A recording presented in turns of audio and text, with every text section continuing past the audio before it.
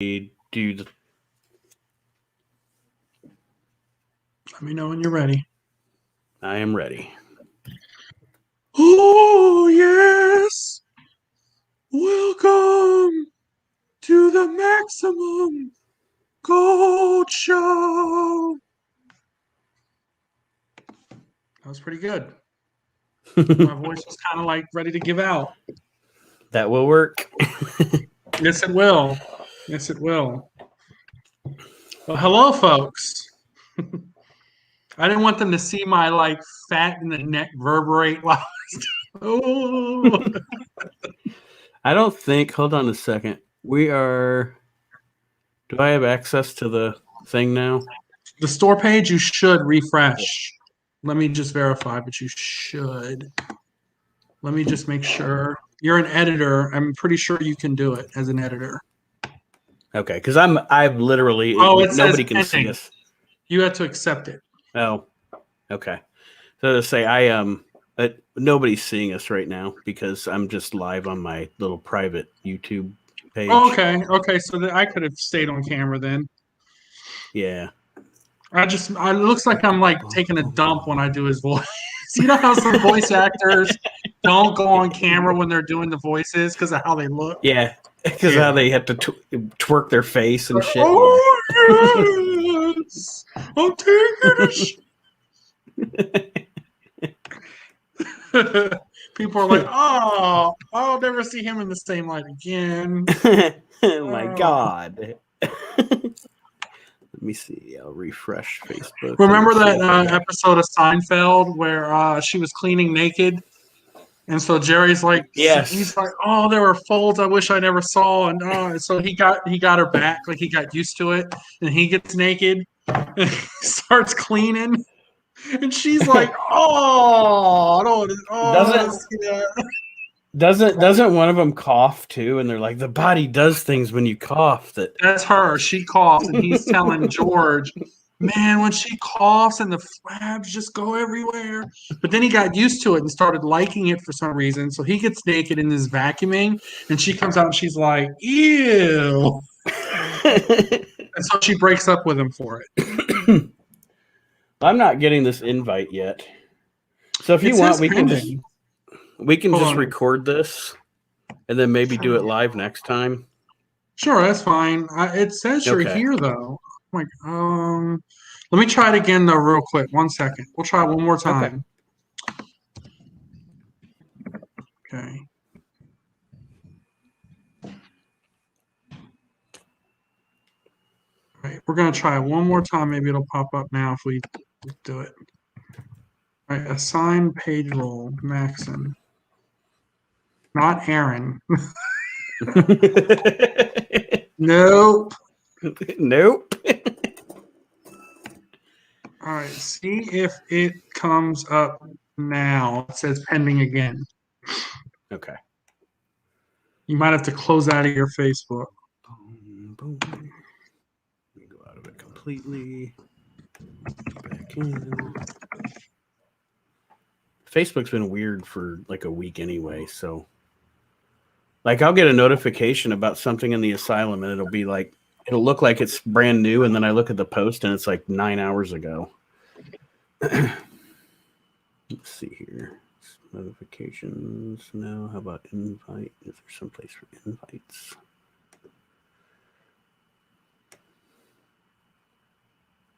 Yeah, still nothing. Oh well. It's here. It clearly says pending. I'll probably get it halfway through the show. Yeah, it's fine. Okay, let me get my list here. Lists. Is there anything else you wanted to discuss? We could talk about the releases and our thoughts on that. Let me pull that list up. Okay. I have it too. WWE releases 2021. All right, and then I'll go through them and we'll make sure we have the same lists. I got it up here. I got Samoa Joe, Billy Kay, Peyton Royce, Mickey James, Chelsea Green, Tucker, Kalisto, Bo Dallas, Mojo Rawley, who I'm not going to say anything, but yeah, that's okay. And Wesley Blake. Okay.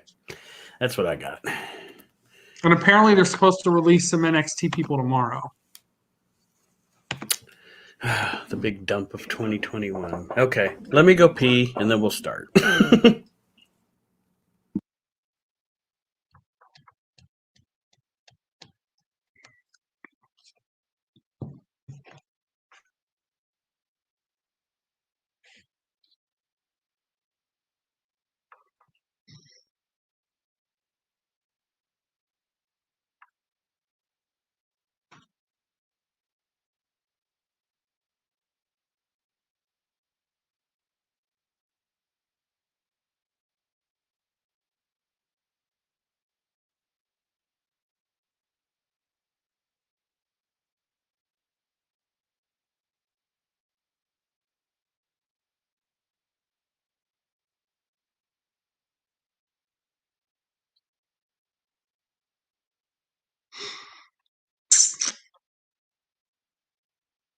And I think I still have my list copy and pasted for movies.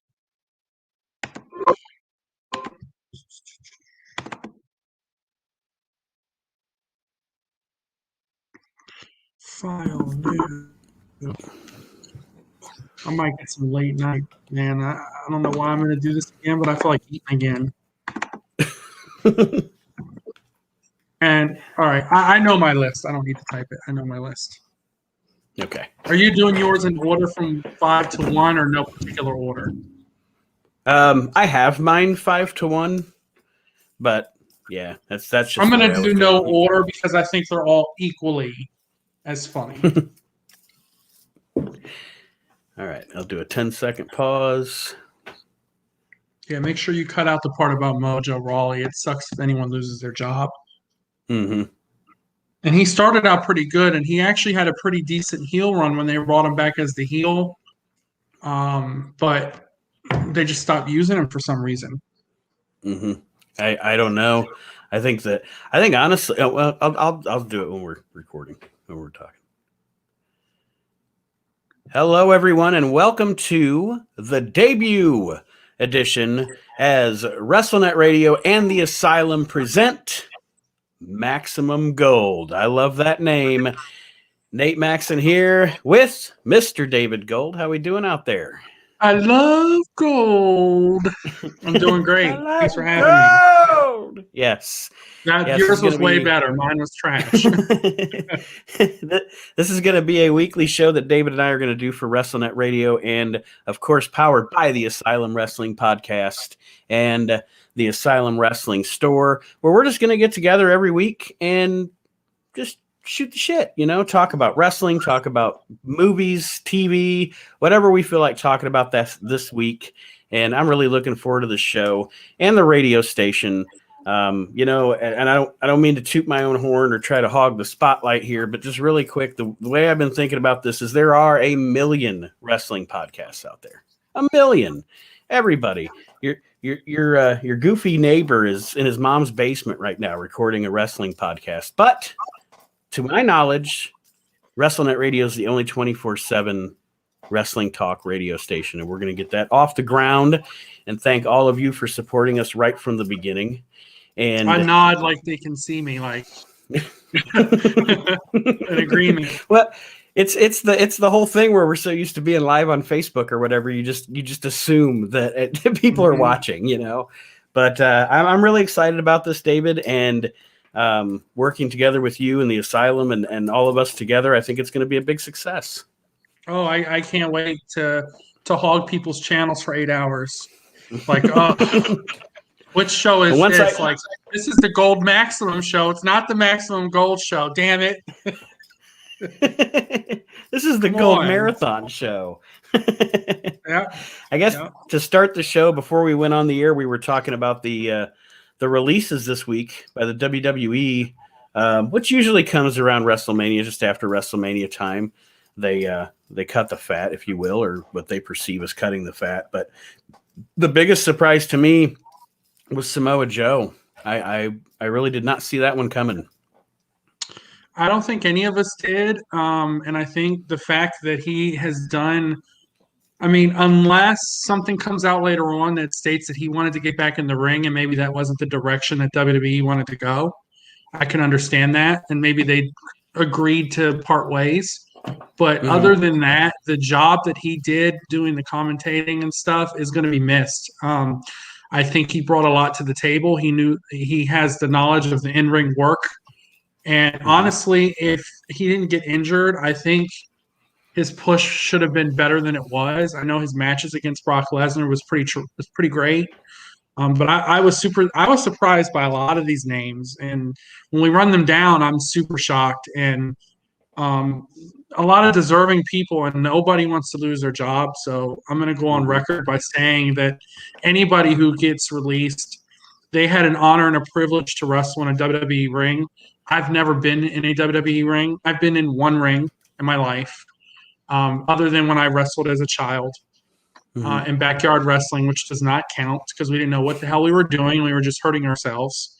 But other than that, any of these people, whether you like them or not, whether you thought they're good or great, or whether you think, they weren't going to make it to begin with, hated their character, whatever, they wrestled in the WWE, and that's top notch. So I feel bad for any of them. And again, like you said, you don't want anybody to lose their job. There's a couple of people on this list I wasn't a fan of, but I don't like to see anybody, lose their job. What I will say about Joe is post NXT, WWE never really knew how to use Joe. Let's be honest. His NXT run I thought was fantastic, but once he got to the main roster, he always just seemed lost in the shuffle to me. And that guy is so unbelievably super stupid talented. Go back and watch those matches with Kurt Angle from TNA. You guys, where everybody knows, I'm not a huge TNA fan. Yeah. Oh yeah. But that series of like you said with he had that pay-per-view match with Chris Daniels. I think it was that TNA or ROH. I can't remember. But anyway, sure he did both actually. Yeah, I think they did both. Such a talent, and even if he wasn't wrestling, such a talent to somebody like you said to be in the booth and have the knowledge to call the matches. Chelsea Green, hey, big announcement here concerning this young lady that David. Oh, and just for clarity, since I want to make sure our show is right on facts, they wrestled in both TNA, and they wrestled on what they call pure brutality at Ring of Honor. And they've actually wrestled in tag matches against each other too. So it looks like they've wrestled a lot, him and Christopher Daniels. I remember one match sticking out in my head, and I couldn't remember which promotion it took place in because sometimes the waters get a little muddy up here in this wrestling brain of mine. But just as we're recording the show, David made the announcement in the Asylum that Chelsea Green is going to be coming to the virtual Asylum. Yeah, it's a big deal. I think if they let her use her character from TNA, Messy, I like to call it, I think she would have been way over. I'm not saying she wasn't over, but I think that would have been a great gimmick to have. And also, they could have utilized her during this feud that Alexa Bliss and The Fiend are having. Imagine if they brought Chelsea up and had her be The Fiend's new puppet, so to speak. Right. And that probably would have went very well. That could have been and you could have done a certain version of that Messy gimmick by doing that. Yeah, that would have been cool.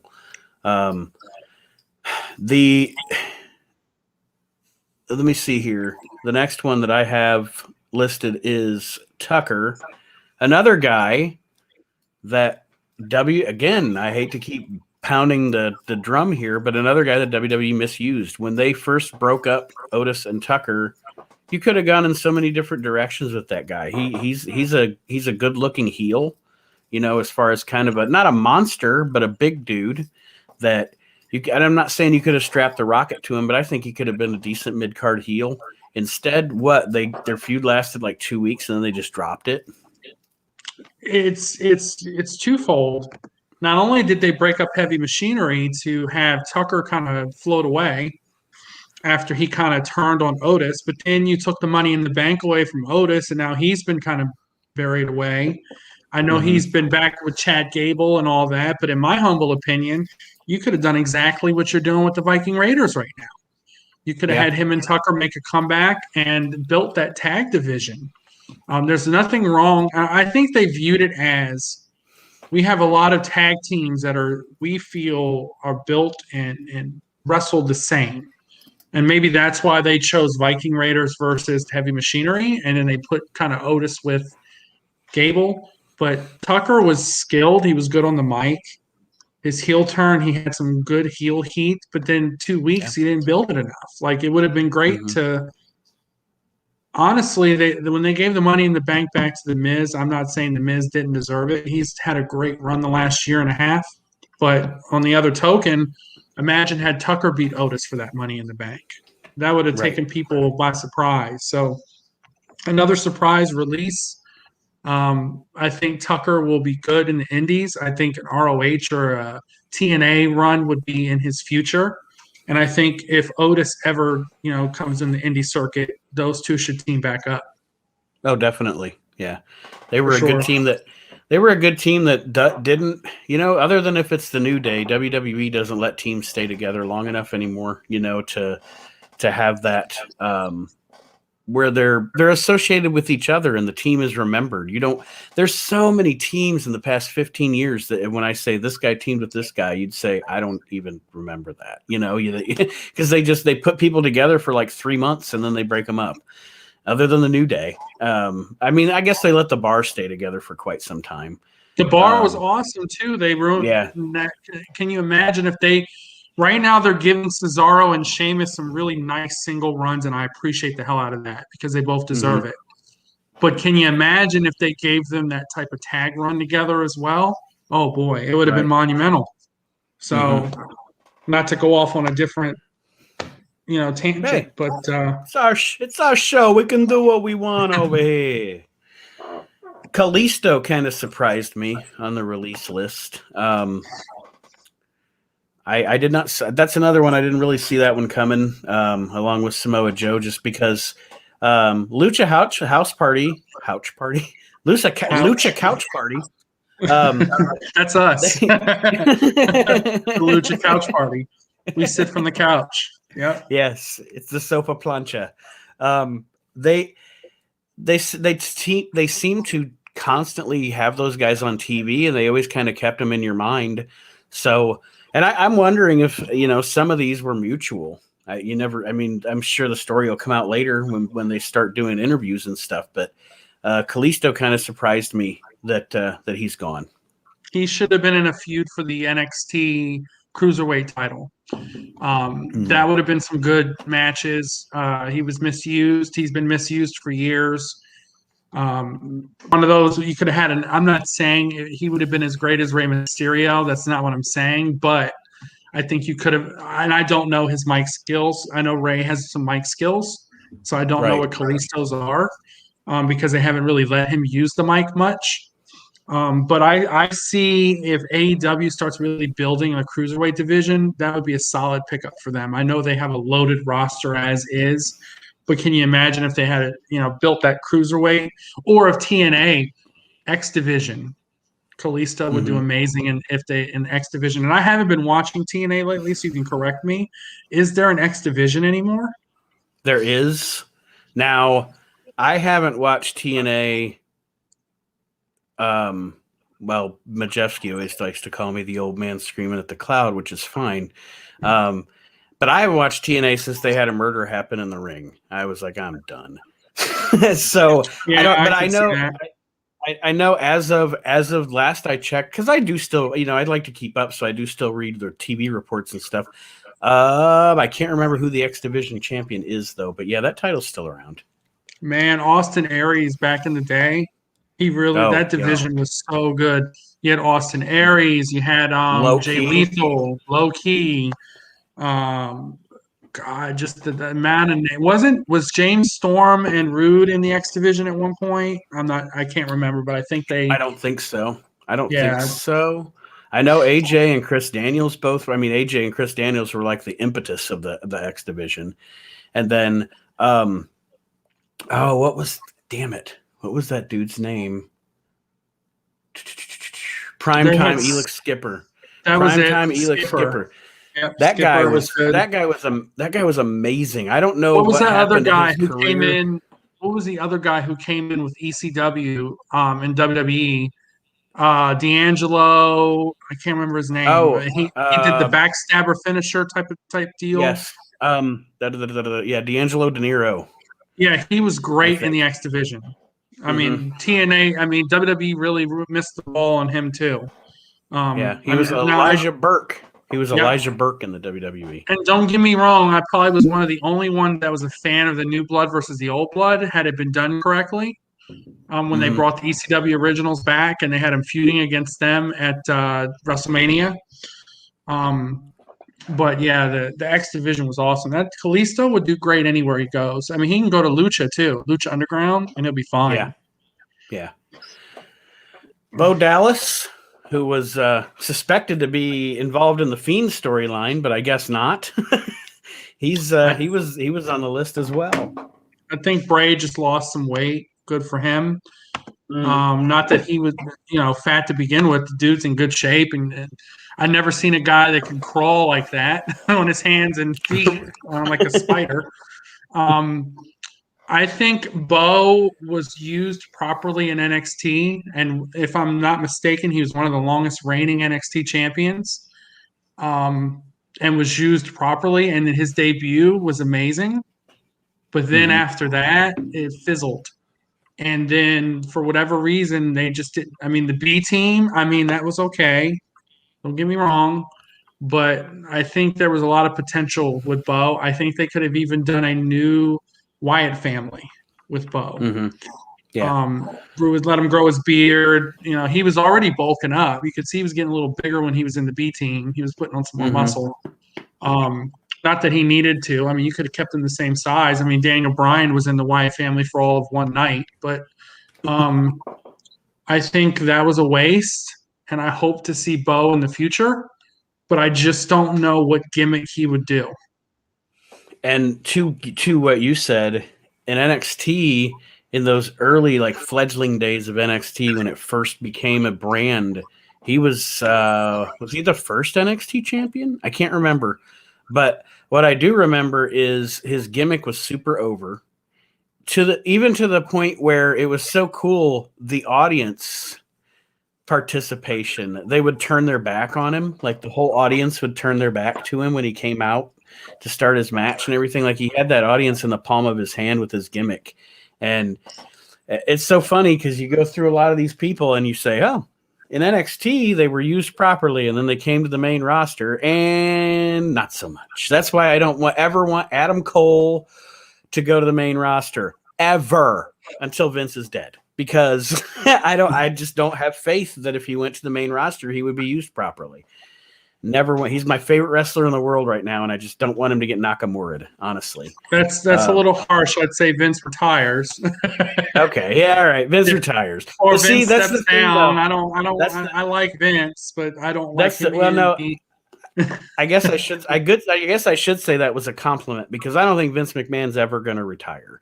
He's that kind of guy. I think Vince McMahon just one day is not going to be alive anymore, and that's going to be his retirement. Vince is going to run that crap till he dies. And Bo beat Biggie Langston to win the title. So okay.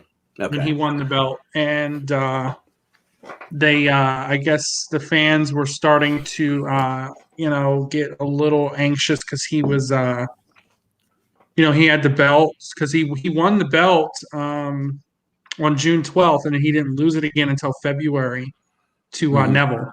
So he had the belt for a long time. June to February. I mean, that's not too long, but it's still a decent time to hold the belt.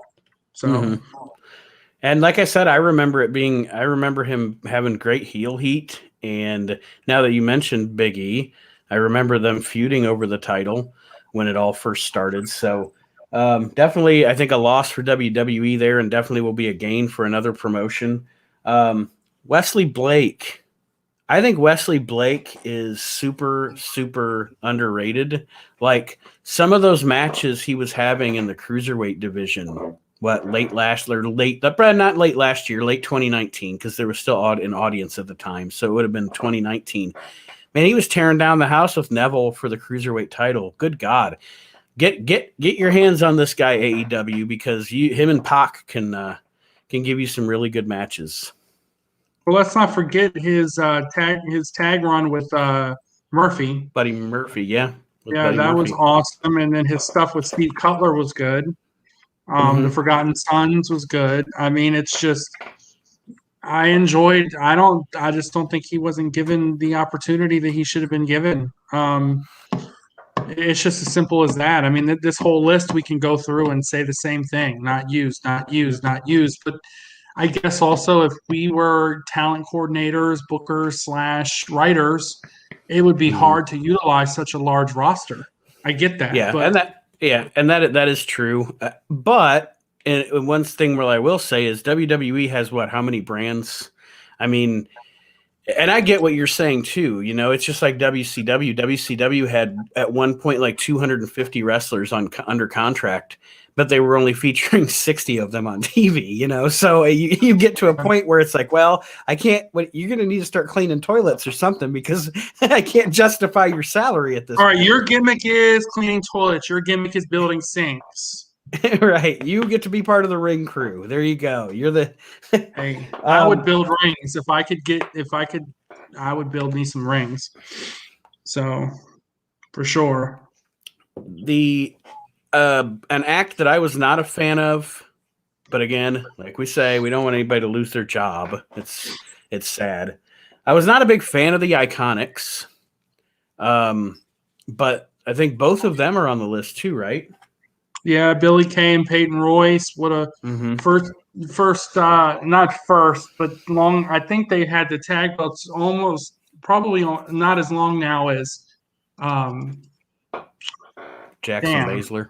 Jackson. Why couldn't I don't understand why I had a brain fart there. But yeah, I think their reign is actually less now. But they held those belts for a while. I believe they won them at WrestleMania. Was it against Bliss and Cross? Did they beat WrestleMania? Was it Banks and Bailey? Oh, Banks and Bailey it was. You're right. Yeah. I know Bliss and Cross held it for a little while too. But I think the stuff they were doing with them individually and in the speech that she had before WrestleMania, or was it during WrestleMania, it was really good. I thought they were going to actually start pushing them as singles competitors, but I just don't think they should have split them up to begin with. Right. They could have been the next Bella Twins, and I know a lot of people are like, man, I get it, but look at the heel heat that Bella's got. And you might not have thought they did the best in-ring work, or you might not have thought highly of the Bellas, but their heel heat, and then when Nikki turned heel and held the women's belt for that long and cheated a lot to win, and then the twin magic to cheat all the time, that's the type of heel heat you want. And if you go, oh, I hate them, that means they're doing their job. You know, right. As kids, there was people I hated, not personally, for just their character. And that means they're doing their job. And I think they should have been a good heel tag team that should have stayed that way. And I think they were just ruined. And then they were separated, and they just didn't have any direction for either of them. And that tends to be the case a lot with WWE booking now, which we could do a whole episode on that, on the method of booking that WWE does. A writing team of people that aren't wrestling people is never going to write a really good wrestling show, because there's not going to be, I don't know. We're sticking on the topic, Nate. Stay on the topic. I think we should do our next episode on rewriting. We get to each pick one, like WrestleMania, that we can rewrite the entire card. That would be fun. That's awesome. Writing that down right now. I love that idea. You already know which one I'm redoing, right? Yes, I do. It's WrestleMania 9. I was going to say it's not 8 and it's not 10. Well, 10 could have been done better too. I probably would have had Luger win the belt and then lose it to Brett, but that's me.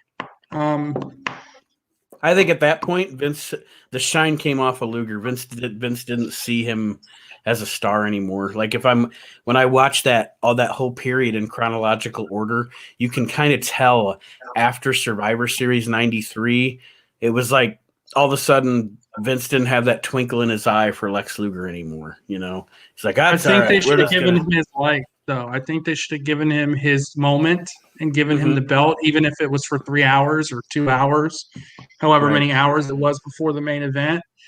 And I love the fact that they had Brett lose to Owen. That was perfect writing. Perfect. And Owen's walking around, I beat the champ. I beat the champ. I loved it. You know? I'm telling you right now, and I know we're fantasy booking, but it's our show. Like I said, Yeah.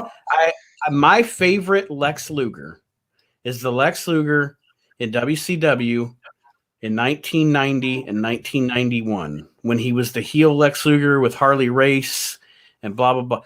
That Lex Luger from when he turned on Ricky Steamboat until he left for the WWF is my favorite Lex Luger. And I think that if the WWF after WrestleMania would have turned him on Brett and just let him start wearing like blue and green tights or something and let him just go back to that Lex Luger heel character, money. I think he would have, I don't think he ever would have left for WCW because I think if Vince would have used him as that heel, not the narcissist, which was a generic, boring character, but if he just would have used him as Lex Luger like they did in the WCW, his whole WWF story would have been different, I think. You know what? It would have been good because I know they probably wouldn't have gotten Harley Race over there to manage him. They could have used Freddie Blassie. Yeah. He would have been a good heel manager for Luger at that time. Mm-hmm. But I think they tried they tried the narcissist, however you want to pronounce it. I think they felt that wasn't working. The vein, but they didn't give it a long enough chance. And I can tell you right now, I hated it, Luger. So it was working. Mm-hmm. Like I hated the mirrors, but that intro was awesome. And I think they should have went with it longer. So most definitely. I think the last person on the release list is, unless I'm missing someone on my list, is Mojo Rawley. I think since the Andre the Giant Memorial Battle Royal, they didn't really use Mojo. They didn't have a place for him. They tried his heel run, where he turned on what's that guy's name? He played the tight end for the Buccaneers. Gronk. Where he went heel on Gronk. I still haven't bought that Elite yet. I probably will just because I'm a collector, but I could think of 100 figures better that could have been made. No offense to Gronk at all. I mean, but they just didn't have anything for Raleigh, and they didn't do anything with Raleigh. He's a Maryland-born, from where I am, Maryland-born. Mm-hmm. And I thought he was really starting to catch some ground, but they didn't. And then didn't they have the promo packages where he would do interviews as a heel, and it looked like he was returning again, and then he just never returned. Mm-hmm. And I remember those because they gave you like the flash of him in a suit or whatever, and he was kind of, and then like you said, it just disappeared, and then he gone. So I don't know. He's a guy, and I could be totally off base, but he's one of those guys that I see. I don't think he'll stay in the wrestling business. He seems like one of those guys that'll probably branch out into something else. I don't see him winding up in another wrestling promotion. I could be, like I said, I could be off base, but doesn't seem like I think he'll be one of those guys you see, I don't know, go to Hollywood or do some kind of sports casting or something to that effect, as opposed to going to AEW, TNA, or what have you. Yeah, he might do, I can agree with that. He probably might go do like a Batista round, get in a Marvel movie or something. The dude's got the attitude, so yeah, you can't blame him for not being used appropriately or kind of not having a spot for him, though. So in my book, I don't feel like he was used all the way. I can't say if it was properly or improperly because they never gave him a chance. Right. At least from what I've seen. Now, if there's more matches I haven't seen, I'll do some research. I'll stand corrected. I've seen a couple of his matches, and I know he did a lot of flying tackles and forearms and a lot of the stuff that like football players would do, kind of like a Gronk. Yeah. I was gonna say know. he wrestled. He wrestled like a Steve Williams or a Jim Duggan style. Like a football player turned wrestler style. Yeah. Well, now that we've discussed the releases of WWE, it's time for the main event of the show. We decided we wanted to go over what we think are the 5 funniest movies personally. It's such a hard list to make. It's such a hard, because you're like, nope, I want to take that one off. Nope. And then if I made this list next Tuesday, I might make a different list, But one thing I will say to qualify my list is because I am a huge fan of Mel Brooks and a huge fan of Monty Python. I could have just taken those movies and made them my top. So I've just picked one Mel Brooks and one Monty Python. However, the Mel Brooks movie that I picked, I do think is the funniest movie ever made. So, oh boy, our list might be the same. What's the first one on your list? Oh, you want me to go first? Okay. Yeah, we'll do one each. The first one I have here is, yes, it is, and don't call me Shirley, Airplane. God damn, well, that's on my list too. Is it? This is going to be a short segment. Airplane was on my list too. So there you go. There's our first ones each. I don't know how many times a day I quote that movie. Like, you have a stressful situation at work and you're like, I picked the wrong day to quit huffing glue. It's such a funny movie. It's the shit's going to hit the fan, and then the shit actually hits the fan. There's so many great gags in that movie. Leslie Nielsen has to be, quite frankly, one of the best actors ever. I mean, he took parody and made it what it is today. The second one was good too, don't get me wrong, but it wasn't as good as the first. And I believe they made a low budget third one that had different actors and actresses in it. So I think you're right. Yeah. That one wasn't any good, as his life, but that Airplane was on my list for sure. You said Leslie Nielsen, and the movie's not on my list, but it could be. Again, I think it's the second one of my. I don't know why, but this moment sticks out in my head as one of my favorite Leslie Nielsen moments. I think it's the second Naked Gun. Damn it, that's on my list. Is it? Well, okay, all right. They go to the they go to that jewelry store or whatever it is, and that lady's got big bazongas. And she's like, what is this, some kind of bust? And Leslie Nielsen's just like, yes, it is, but that's not why we're here. Yeah, I like the part when they put on the giant condoms. and then it's just so great. And then when he forgets to take the microphone off and he's going to the bathroom and it's like drip, drip. He's like, oh, oops. And the queen's like, what? The queen's sitting there like, what the fuck is going on? Oh, man. And then when he drags O.J. Simpson, it goes over all those bumpy construction. Oh, man, that movie's great. Yeah. It's gag comedy at its best. It's amazing. I'll do my third one then, since you already named two of mine. I'm going to add an extra one since we had the same ones. But mine, I think, is one of the best comedies ever made, and it's probably going to be on your list, Robin Hood Men in Tights. That is not on my list. It's not on this list of 5, but like I said, anything Mel Brooks is inherently, I mean, gentlemen, lend me your ears. That's disgusting. That's disgusting. Prince John talking backwards the whole movie. My favorite part of the whole thing is he's like, my dog ran over by a carriage. My goldfish eaten by the cat. My cat choked on the goldfish. And he walks in. Before that, he goes and he's like, oh my God, you lost your arms in battle. Oh, but you grew some very nice boobs. And he says it's the key to the greatest treasure in all the land. May I keep it? We were just That talking whole the other night. We were just talking the other night about Abe Lincoln. No, Abe Lincoln. And what a cast. And Prince John's mole keeps moving. I have a mole. I have a mole. He's like, you guys can blow. They start blowing faster. No, blow. He's like, now from What a now on, fantastic. everything will be named Johns. No. Greatest. I could watch that a million times.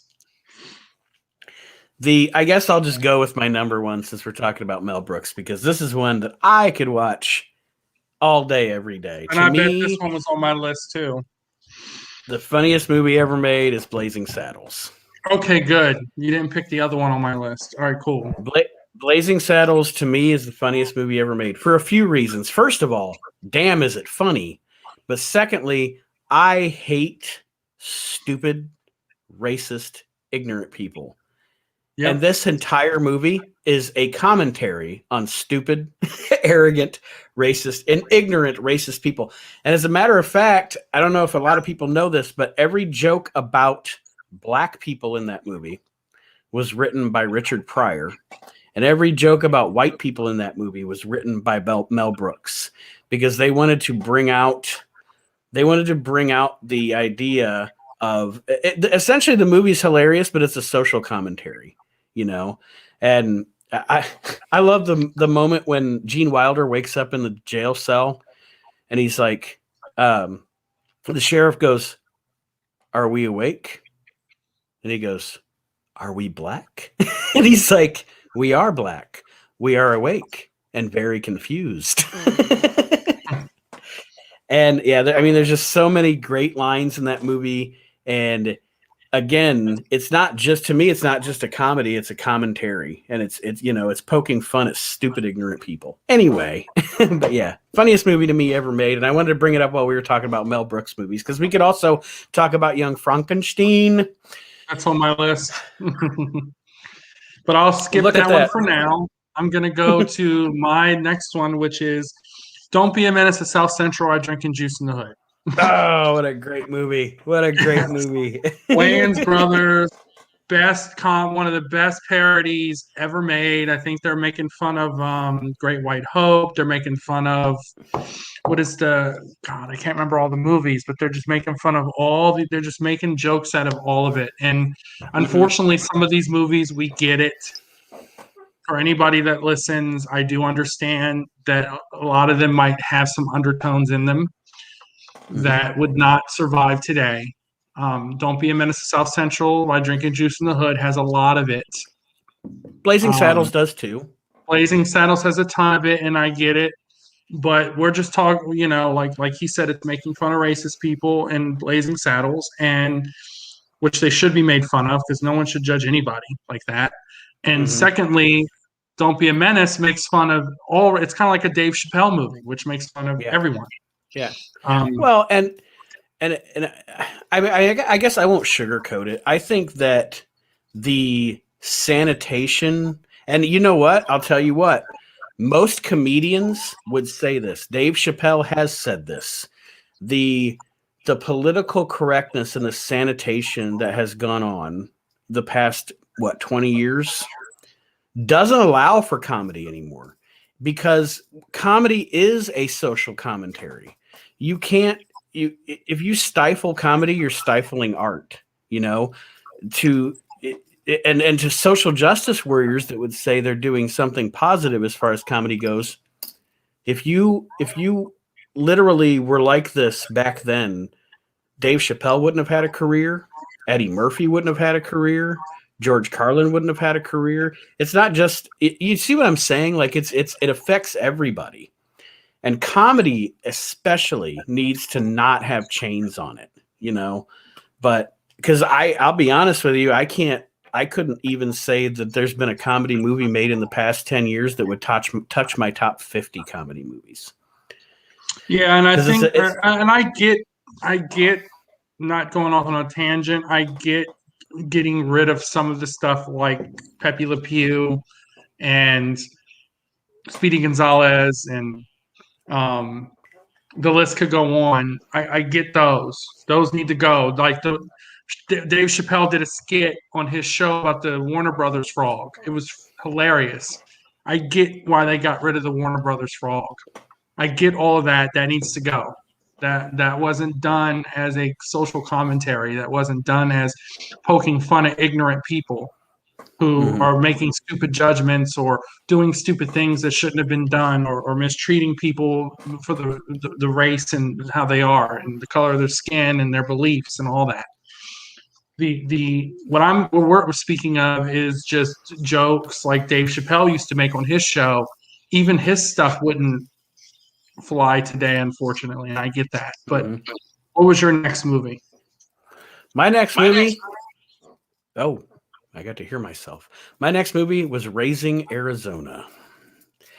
Raising Arizona, to me, is such a funny movie. He puts that thing. He goes to steal the diapers. That whole scene where he's trying to steal the diapers, and he goes up to that counter, and that guy goes, "Boy, you got a panty on your head," because he's got those pantyhose on his head. And I mean, there's just so many great moments in that movie. Any Coen Brothers movie is great, but any movie with Randall Cobb in it and John Goodman is good. Oh yeah. I loved Randall Cobb in like Ernest Goes to Jail, and he's been in a lot of parody movies. He's great. I quote Nicolas Cage from Raising Arizona a lot of times when, like, when Kendall tells me, no, we're not going to do that, or no, you're not going to do that. I'll be like, but honey, I love that. I love that movie. It's a great movie. But since you named a bunch of them on my list, before we go to your next one, I'm going to pick one that I got two. The first one is going to be See No Evil, Hear No Evil. Oh, what a good movie. Yeah, such a great movie. To Richard Pryor, Gene Wilder, those two are like Vanilla Ice Cream, Laurel and Hardy, and they mesh together. They were like Reese's Peanut Butter Cup, one's blind, one's deaf, and they're just like looking out for one another, and it's just a great comedy. And then my other one is and the name is escaping me right now, so you can help me because I think you've seen this movie, and it has some wrestling in it. It was Leslie Nielsen, and it was a parody of The Exorcist. Oh, I can't remember the name of it either, but I know exactly what movie you're talking about. Yeah, I'm gonna have to look this one up. There's Dracula Dead and Loving It. There's Repossessed. There you go. Yes. Repossessed. That was just like Naked Gun, and then you had your commentary in there from Mean Gene, and they're gonna get it. And then the woman working out, and her chest explodes, and his heart meds, and she keeps showing the picture of his mom, and his heart's like giving out. He's like, oh. My one that you just made me think of, it's not on my list here, but we go back to Leslie Nielsen. Dracula Dead and Loving It's great too. A lot would say that's one of the worst Mel Brooks movies, though. See, I love that movie though. There's so many good shit in that one movie. Of his worst, and that says a lot. That says a lot. My least favorite Mel Brooks movie is High Anxiety. Probably, I think that's my least favorite Mel Brooks movie. He had another one. I can't remember the name. It's like Doorknobs or Bed and Doorknobs or some weird movie. I can't remember. That was one I didn't get into. But Dracula Dead and Loving It was great. Good movie. Open the door. No, wrong door. Close that door. Open the other door. They stole that joke from Young Frankenstein. Put the candle back. Nice knockers. Why, thank you. Let me out. I was joking. I already said Blazing Saddles was my number one. So I guess the last one that I have on my list here of the 5 is also one of those comedy movies that if it's on, I watch it. Sometimes I just get out my DVD and put it on, whatever.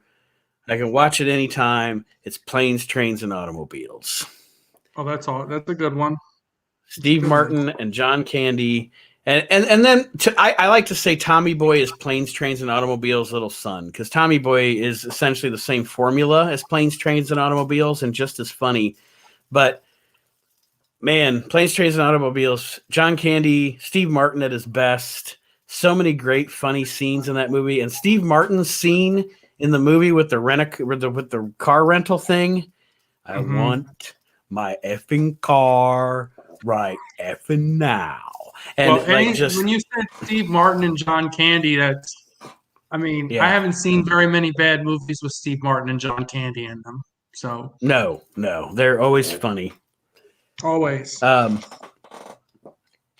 If you younger people that are listening to the show have never watched Steve Martin, if you only know Steve Martin as a actor and have never seen any Steve Martin stand up, do yourself a favor and go watch Steve Martin stand up. He's so like it's almost a smart kind of funny, but he's really funny. He talks about going to France, and he's like, I went to France, and you know what they call a hat in France?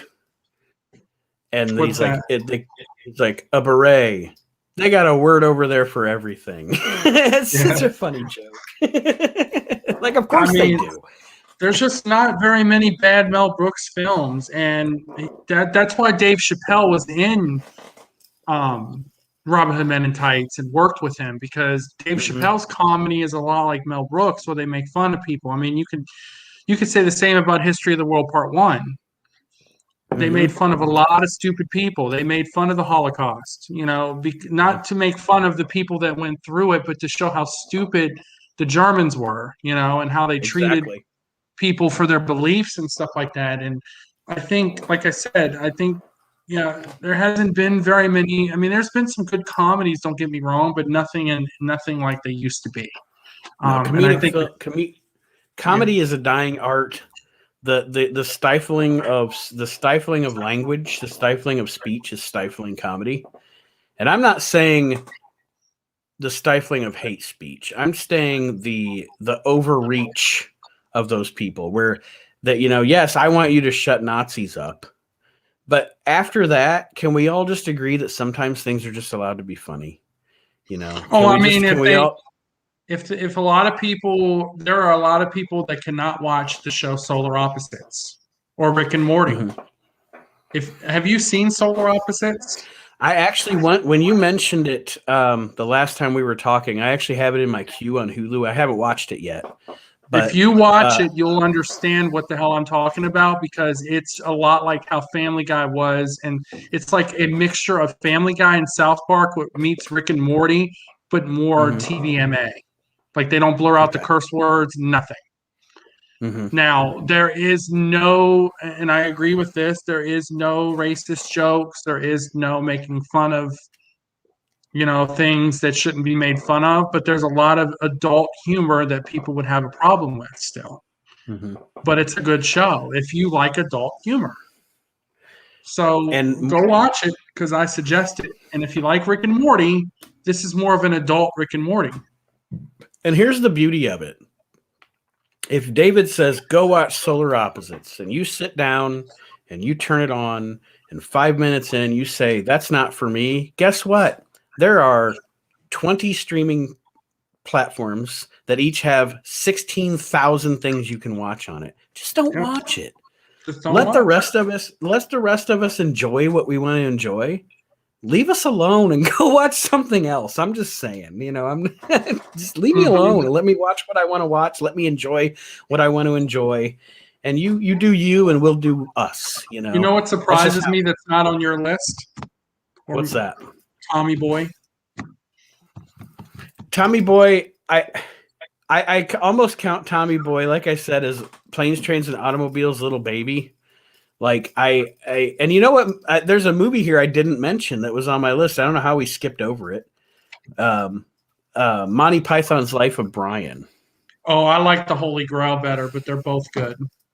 And like I said, with Monty Python, I just kind of picked one because I love all the movies. I love the Monty Python Flying Circus TV show.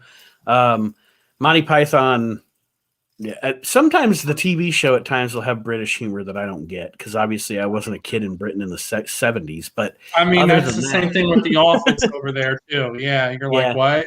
It's I don't dry get humor. the It's super yeah. dry. But yeah, I'll Monty bite your ankles Python's. off. I'll bite your ankles. Well, there you have it, folks. Our You know, when I was commentary on younger, I hated the comedy. Holy Grail, the ending when I was younger because they get arrested. It's like, what the fuck just happened? What? Like the cops pull up and arrest them. Now it's Yeah. hilarious. When I was younger, I'm like, what? It's kind of like Why? Blazing Saddles, when you're a kid and you're watching Blazing Saddles, and then they just all of a sudden they're out of the old west, or then they're on a movie set, and they're it's ridiculous. But I now love that you're how they older, did that in Robin Hood Men in Tights too. When Dave Chappelle yeah, got the sheriff, and they're like, "Sheriff," he's like, "Hey, it worked in Blazing Saddles." I love how they just kicked back to that joke, and they had Dave Chappelle do it because he'll make fun of anyone. He doesn't care who yeah, you are. If you're purple, orange, green, he don't care. He's making fun of you. So absolutely. Well, is there anything we want to shamelessly plug before we sign off on the premiere edition of Maximum Gold here on WrestleNet Radio? I would just say, make sure you're listening to the station. You can, like Nate was saying earlier, if you don't like what we have to say, turn it off. Right. If you like what we have to say, or if you have disagreements and have your own opinions, let us know. I love to hear everyone's opinions. We're not all going to be the same or feel the same. Make sure you follow the Asylum Wrestling Store. It's growing a lot. We have a lot of great guests coming up, people such as Eric Bischoff, Kurt Angle. We have our first convention in a year and a half on May the 15th with Ron Simmons and Lisa Marie, which is formerly known as Victoria and Tara. We've got a convention in Tennessee in July. We're going to have Darby Allin virtually, and then we're going to have Lisa Marie at the table. We got another convention in, I believe, October. We're going to be with Fred Ottman. And if you guys don't know who that is, he was Tugboat and Typhoon, and the Shockmaster who fell over. The display, which was hilarious, all because they put a plank of wood there. Yeah. But now it's like a sensation, and everyone has to have his figure upside down. I will tell you all to make sure that you follow all of our pages on the Asylum and just continue to support, and make sure you listen to the We Can't Wrestle podcast. And if you listen to that show, make sure you have a very open opinion, because the gentlemen on that show, they do speak freely, and that's their right. And there might be some things you disagree with. So, but enjoy. And again, like we always say, fast forward or turn it off. It's fine. Yeah. But let's not forget about the action figures.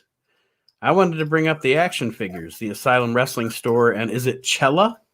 Cella Toys. Right now we have up for pre-order. We have up Dynamite Kid, and he comes with a cape and a Matilda, which is great because you can put him right next to your British Bulldog, because the British Bulldog did not come with the Matilda. And of course, Mattel releases a Bulldog with Matilda. So now a lot of people are already putting that Matilda with their Davy Boys, buying two, which is understood because I would do the same thing. Right. We're going to have Hayabusa. He's coming out next. For those of you who don't know, he definitely was a great wrestler in Japan and was really good. Unfortunately, he passed away at 47, a very young age. So a lot of people don't.